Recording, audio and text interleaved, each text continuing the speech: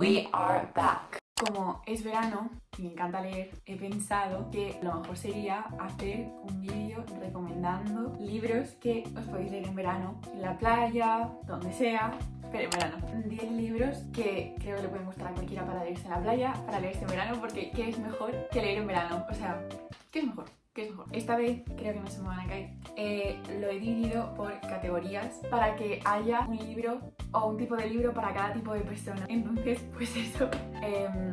Hoy no tengo café, me acabo de tomar un café con hielo, pero es que creo que si en verano me tomo 2 cafés en una mañana, a lo mejor exploto. Como es verano, si queréis coger vuestro café con hielo, que es lo que me hago yo literal todas las mañanas en verano, pero me he dado cuenta de que acabo de tomarme yo el mío, entonces a lo mejor no es como la mejor idea, pero bueno. Voy a empezar con la categoría que para mí define los libros de verano, que son los libros románticos. O sea, yo a lo mejor durante el año me leo 1 o 2 y luego en verano me leo 34 porque simplemente siento que para mí es la categoría por excelencia en verano. El primero probablemente muchos hayáis oído hablar de él. La verdad es que, en plan, ¿qué puedo decir? Book Lovers de Emily Henry. Creo que en español también es Book Lovers o algo así. Es un libro que se ha hecho muy famoso y yo me lo compré porque pensé que si todo el mundo estaba leyendo algo de Emily Henry, me tendría que leer yo también algo de Emily Henry. Y la verdad es que lo cogí pensando, bueno, necesito un poco de... O sea, me venía de leer un libro que era como súper intenso, que también lo recomiendo mucho, ya que estamos en la categoría de libros románticos. Se llama Conversations on Love, de Natasha Lange. Y es un libro muy bonito, pero la verdad es que es un libro romántico, pero como pesado. No es algo así como ligero.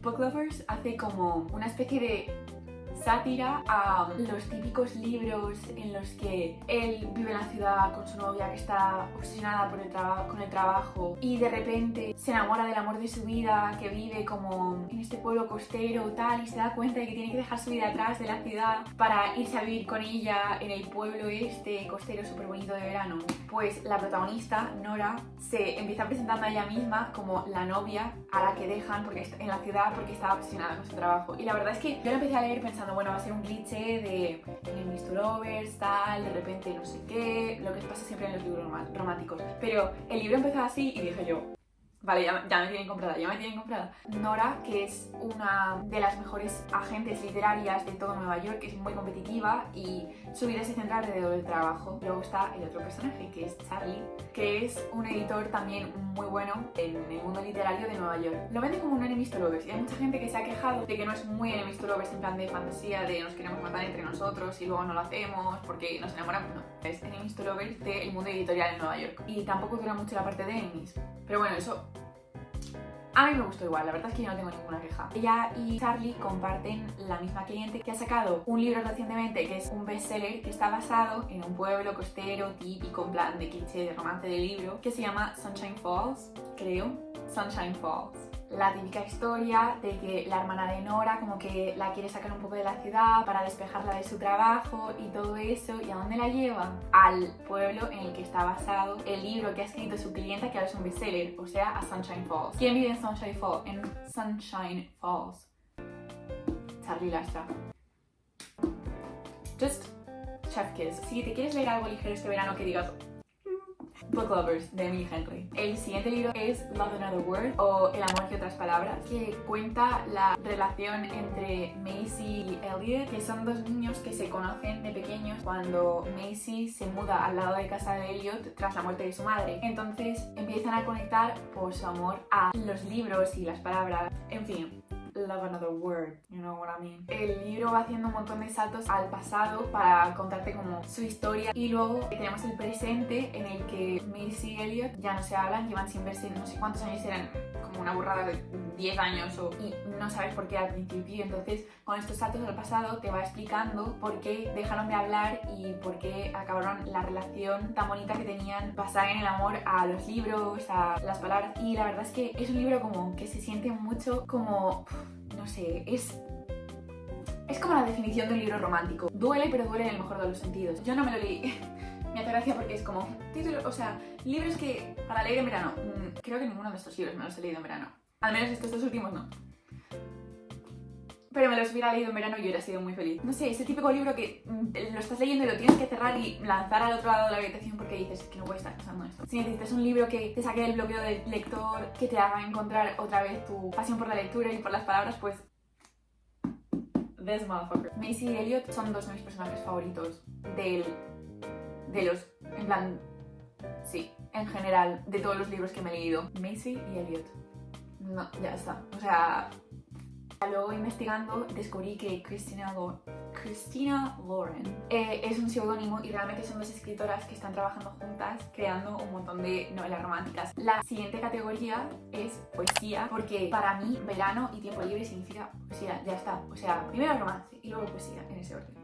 Hace como un par de años así empecé a quitarle a mi madre los libros de Benedetti que tenía ella porque es su poeta favorito y me di cuenta de lo mucho que me gustaba leer poesía porque yo de pequeña no la entendía. Me agobiaba mucho no entender las metáforas y tardé muchísimo tiempo en como volver a construir mi relación con la poesía porque recuerdo que me encantaba leer los versos y sentirme identificada con ellos a mi manera, pero luego me decían que tenía que interpretarlo de tal manera, no sé si me explico, y entonces dejó de gustarme por completo y volvió a enamorarme la poesía con Rupi Kaur. Sus libros de poesía se hicieron súper famosos, yo creo que en 2019, 2020, creo que por esa época, sobre todo su primer libro, pero definitivamente este es mi favorito, The Sun and Her Flower, que va un poco como sobre, son poemas bastante cortos, de hecho no riman todos los versos, simplemente es como poesía de verso libre y tiene sus propios dibujos, porque ella además de ser poeta es artista. Yo creo que va a haber un poema en cada uno de sus libros con el que te sientas identificada. Este libro en específico me gusta porque habla de todas las fases de una relación, como la ruptura, la separación y luego volverse a encontrar a uno mismo, y lo hace todo haciendo metáforas, o sea, está como dividido, no sé si se ve muy bien, está dividido como en partes, hace una metáfora con las fases de una flor, habla de encontrarse uno mismo tras una experiencia como esa y de el amor propio, pero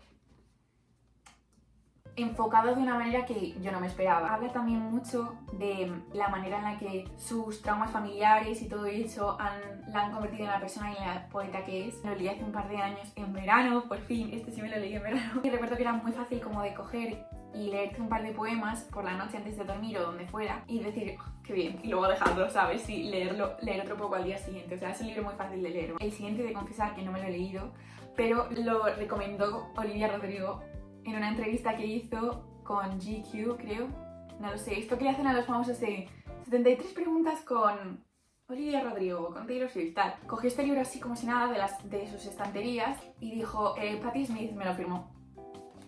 Así como si nada. Yo sinceramente, antes de ese vídeo, no había oído hablar de Patti Smith. Me sonaba porque tiene un libro también que se llama Just Kids, pero he mirado un poco así por encima su biografía y además de poesía, literatura como Just Kids y todo eso, es cantante, en plan, es artista en todos los ámbitos. Pensaba cogérmelo directamente en inglés, pero la verdad es que los clásicos o la poesía son cosas que en inglés me cuesta leer mucho. Fantasía puedo leer en inglés, sí, pero poesía o clásicos de ese estilo pues es algo que me cuesta un poco más entender. Entonces esta versión la compré literalmente ayer o antes de ayer porque lo vi en la librería y no pude evitarlo. O sea, me lo recomiendo Olivia Rodrigo y digo, sí, lo compro instantáneamente. Se llama Augurios de Inocencia, de Patti Smith, y esta edición es muy chula porque está en inglés por un lado y en español por el otro. Entonces, si hay ciertas palabras que no entiendo en el contexto, puedo leerlo en español y me gusta mucho poder conectar como con la poesía en ambos idiomas y yo creo que es muy chulo. Me lo empecé a leer anoche, literalmente creo que me leí 4 poemas. No se parecen nada a la poesía que haya leído hasta ahora. Son poemas mucho más largos, estos son poemas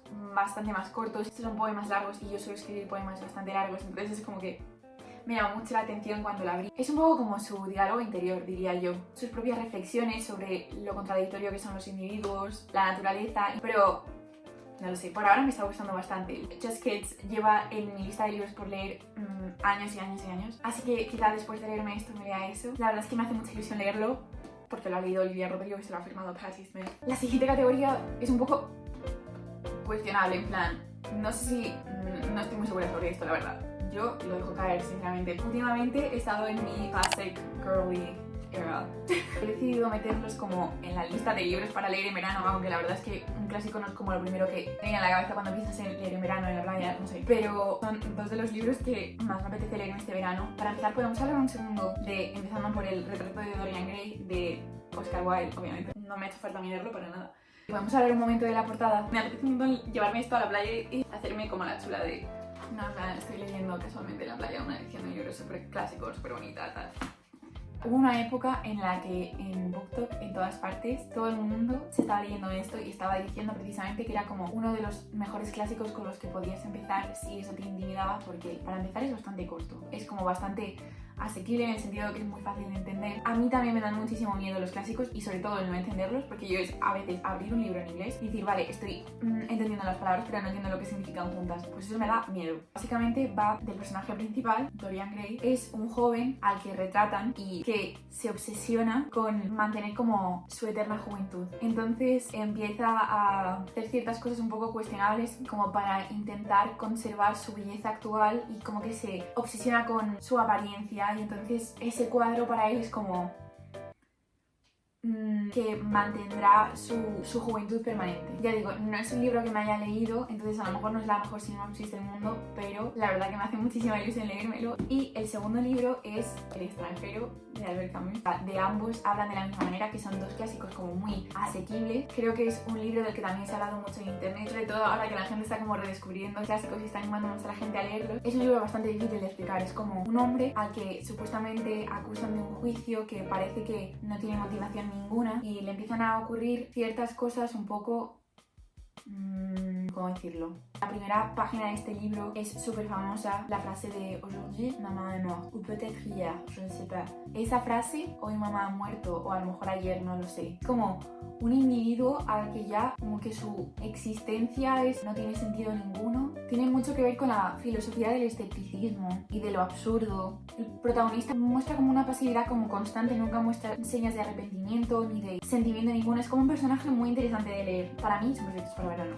La siguiente categoría son dos de mis libros favoritos. No sabía exactamente en qué categoría meterlos. Creo que es como una categoría de libros como feministas, sobre vidas de mujeres. Kim Ji-yeon, nacida en 1982. Es una novela también súper corta. Cuenta la historia de Kim Ji-yeon en Corea en los años 80. Cuenta un montón de anécdotas de su vida de una manera como si la propia escritora estuviera presente mientras le pasaban esas cosas. Kim Ji-yeon es como una mujer normal de los años 80 en Corea. Tiene que dejar su trabajo que realmente le gusta bastante para cuidar como de su hija y un día empieza a hablar con la voz de otras mujeres, o sea, en vez de hablar desde su propia experiencia empieza a hablar como desde la voz de otras mujeres y es como que al principio piensan que está como mal de la cabeza, en plan de qué le ha pasado a esta mujer, qué le ha pasado. Y entonces el libro empieza a dar saltos al pasado y empieza a contar su propia vida y todo lo que le ha llevado a ser la mujer que es ahora.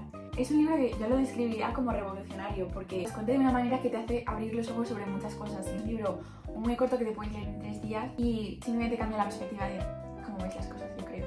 Y siguiendo un poco la línea, Lecciones de Química es un poco más... Yo lo definiría como una tragicomedia, la verdad. Tiene como sus partes bastante trágicas y bastante realistas, pero lo trata todo con un tono muy cómico muchas veces. La protagonista es Elizabeth Todd. Esta sí es una serie en Prime Video y creo que la actriz es la misma actriz que Capitana Marvel, lo cual es genial porque yo sinceramente me esperaba como a un personaje femenino del estilo. Es una mujer que a principios de los años 60 trabaja como química en un grupo de investigación en el que ella es la única mujer y se ve forzada a renunciar a su puesto de trabajo por una injusticia. Entonces, en el punto más bajo de su vida, le hacen una oferta para ser como la anfitriona de un show de cocina, que es mucho más como apropiado para una mujer en esos años. El productor pone como toda su confianza en ella y ella, en vez de hacerlo como un programa de televisión al uso, que es un programa de cocina, como le dijeron, enseña a las mujeres, a las amas de casa cómo cocinar, enseña química a las amas de casa que la ven mediante sus recetas. Entonces eso empieza a causar una revolución del pensamiento entre toda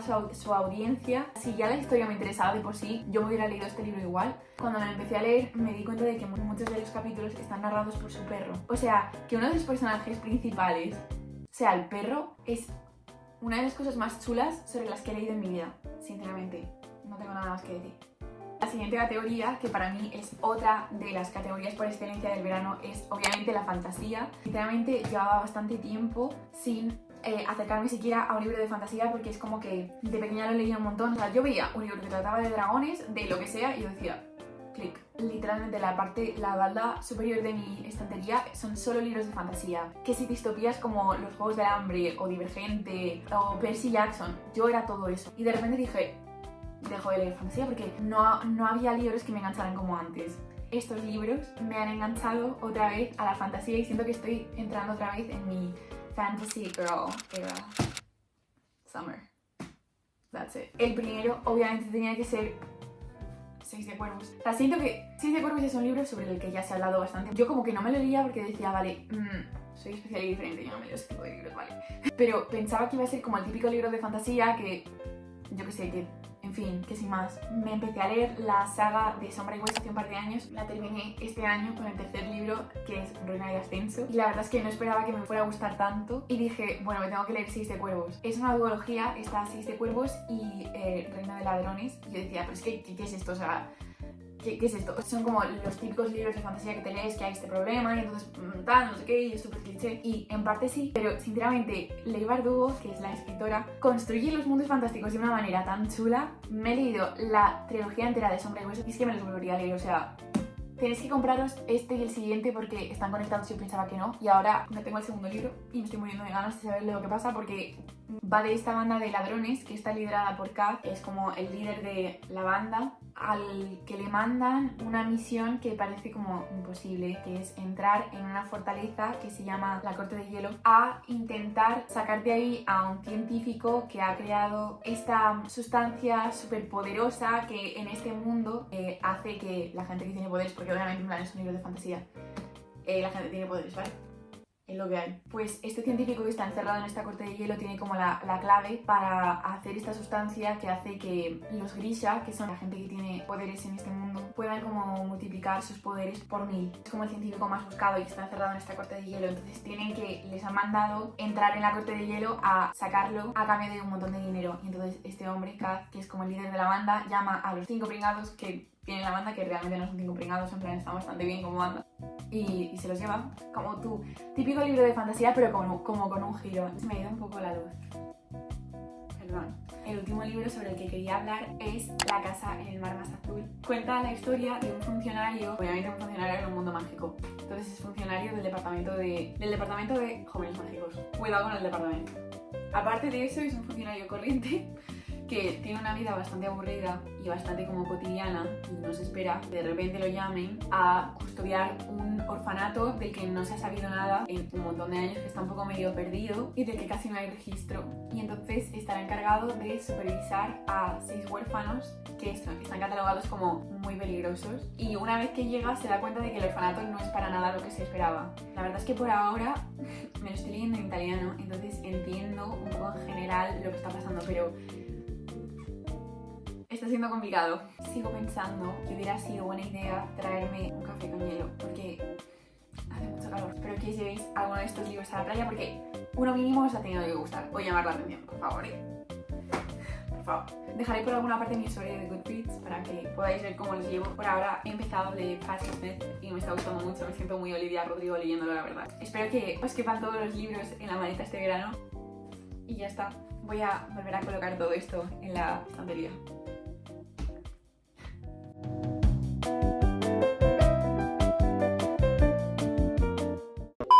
Termino de grabar el vídeo y me manda un mensaje Sofía diciendo que ha cogido entradas para Gracie para las 2. Para ver a Gracie Abrams. No me llaméis, voy a estar muerta de verdad. Voy a ver a Gracie Abrams en febrero. Sofía, si estás viendo esto eres la mejor.